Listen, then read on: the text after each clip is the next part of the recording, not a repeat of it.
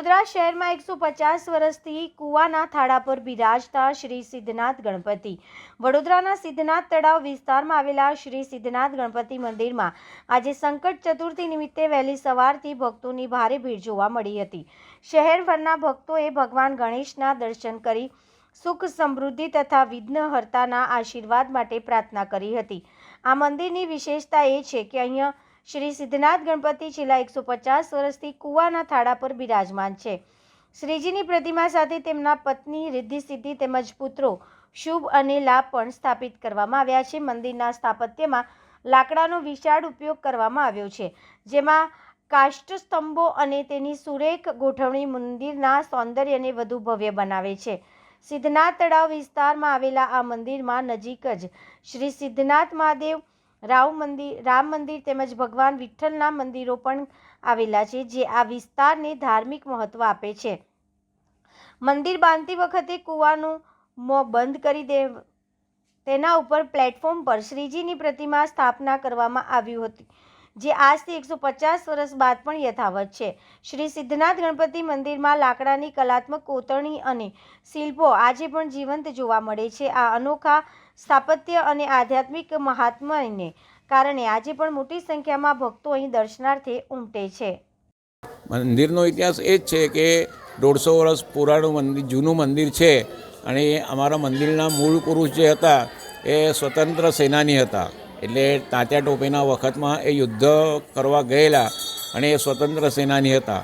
એમના એટલે દોડતા આવતા હતા ત્યારે એમના ગળામાંથી રામની મૂર્તિ હતી એ તૂટી ગઈ. એટલે એમને એમ થયું કે હવે કયા ભગવાનનું નામ લેવાનું. એમ જોવા જઈએ તો સર્વદેવ નમસ્કાર કેશવમ પ્રતિ ગચ્છતિ, એવી રીતે આપણે કહીએ. ભગવાન હોય, રામ હોય, ગણેશ હોય, માતાજી હોય, ગમે તે હોય, છોટી ભગવાન તો એક જ છે ને. એટલે એમને એક બૈરાગી ત્યાં રસ્તામાં મળ્યો અને એને કીધું કે તું દરોનો રસ પીને આરાધના કરજે અને ભગવાન મળશે. એટલે 21 દિવસ એમને દરોનો રસ પીને અપવાસ કર્યો. છેલ્લે એમને ભગવાન મંગલ મૂર્તિએ દર્શન આપ્યું અને કીધું કે માંદા વૃક્ષ જે હોય એના નીચે હું બેસેલું છું, તું મને લઈ લે. ત્યાંથી વડોદરા ગમે ત્યારે ત્યાં જવાનું હોય તો તું જા, તને કોઈ ઓળખે નહીં. એટલે ત્યાંથી એ વડોદરા આવ્યા. અહીંયા એમના ભાઈ રહેતા હતા, ભાઈના ઘરે રહેવા લાગ્યા. હવે મૂર્તિ મળી એટલે હવે શું કરવાનું, એટલે મંદિર બાંધવાનું એમને નક્કી કર્યું. અને મંદિર બાંધવાનું નક્કી કર્યા પછી વિચાર કર્યો કે મંદિરમાં મૂર્તિ કઈ બેસાડવાની. એટલે તે વખતે જે ગોપાળરાવ મૈરાળ હતા ત્યાંની મૂર્તિ આપણે અહીંયા લઈને બેસાડી દીધેલી છે. એવું આ છે. મૂર્તિનું સ્થાપન શેના ઉપર થયું છે અને આ વાડીનું જે મંદિર છે એ મૂર્તિ પણ આ સેમ પ્રતિમા કહેવાય છે, એનો શું ઇતિહાસ? સેમ એટલે એક જ કારાગીરે બનાવેલી છે, પણ આપણે જોવા જઈએ, નજીકથી જોઈએ ને તો આપણે બહુ ફેર દેખાય. આટલું બધું સામ્ય નથી. પણ આપણે ભગવાનની કોઈ દિવસે નિંદા કરવાની નથી કે પેલી મૂર્તિ આવી છે, અમારી મૂર્તિ આવી છે.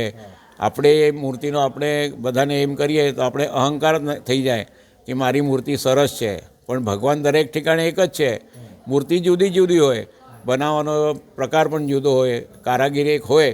હવે આપણે ગણપતિ ઘરમાં બેસાડીએ છીએ, આટલા બધા ગણપતિ હોય, પણ દરેક મૂર્તિમાં કંઈ ને ફેર હોય જ છે. એ તો ભગવાનની લીલા છે. હવે ત્યાં મૂર્તિ કેવી રીતે બેસાડી છે એની તે કંઈ આપણે ખબર નથી, પણ આપણી ત્યાં તો જળાશય ઉપર આ મૂર્તિની સ્થાપના થયેલી છે. આજે ચોથ છે અને વર્ષ દરમિયાન કયા કયા કાર્યક્રમ તમે કરો છો? ચોથ સિવાય આપણે વર્ષમાં 2 વખત ઉત્સવ હોય છે. પછી આપણે 4 ઉત્સવ હોય છે. પણ મોટા 2 ઉત્સવ હોય છે, એક ભાદરવા મહિનાનો અને એક માઘ મહિનાનો. તે વખતે આપણી ત્યાં 7 દિવસનો ઉત્સવ હોય છે. 7 દિવસમાં પહેલાં 3 દિવસ ભજન, કીર્તન અને પ્રવચન હોય છે. ચોથના દિવસે કીર્તન હોય તે જન્મનું. પછી રાત્રે સાંજે વડોદરાના જે બધા બ્રાહ્મણો છે એ વેદ પઠન કરવા અહીંયા આવે છે અને રાત્રે ભજન હોય છે. અને બીજા દિવસે મહાપ્રસાદ હોય છે. ઉત્સવની પૂર્ણાહુતિ જે હોય તે દિવસે કીર્તન હોય છે. એને તીર્થપ્રસાદનું કીર્તન કહીએ છીએ. ઘણા લોકો એને ગોપાલકાલા કરીને કહીએ છીએ, પણ આપણી ત્યાં ગોપાલકાલા હોતો નથી. આપણી ત્યાં તીર્થપ્રસાદનું કીર્તન હોય છે અને એ પ્રમાણે 7 દાડાનો આપણો ઉત્સવ હોય છે. પછી એક વૈશાખી પૂર્ણિમામાં પણ એક ગણેશ જન્મ છે, તે દિવસે એક જન્મ થાય છે. અને માઘી એની અંદર 2 ઉત્સવ આપણા થાય છે. આપનો પરિચય? મારો પરિચય, હું પ્રદીપ પરાંજપે, અહીંની બધી વ્યવસ્થા કરું છું. અને આપણે મહારાજ કહેવાનું નહીં, કેવા મંદિરનો મહંત છું, મહારાજ છું. અમારા જે કાકા હતા એ ગવર્મેન્ટના લીગલ એડવાઇઝર હતા, એટલે એમને અમને આ સંસ્કાર કરેલા છે કે આપણે મહારાજ નથી, મંદિરની સેવા કરવા માટે આપણો જન્મ થયો છે આ ઘરાણામાં, એ આપણે પુણ્યશાલી છે. એટલે કોઈ પણ દિવસે કોઈને એમ નહીં કહેવાનું કે હું મહારાજ છું, મહંત છું, પછી તમે કોણ છો? તો ભાઈ અમે વ્યવસ્થાપક છે, એવી રીતે આપણે કહેવાનું અને એવી રીતે જ રહેવાનું.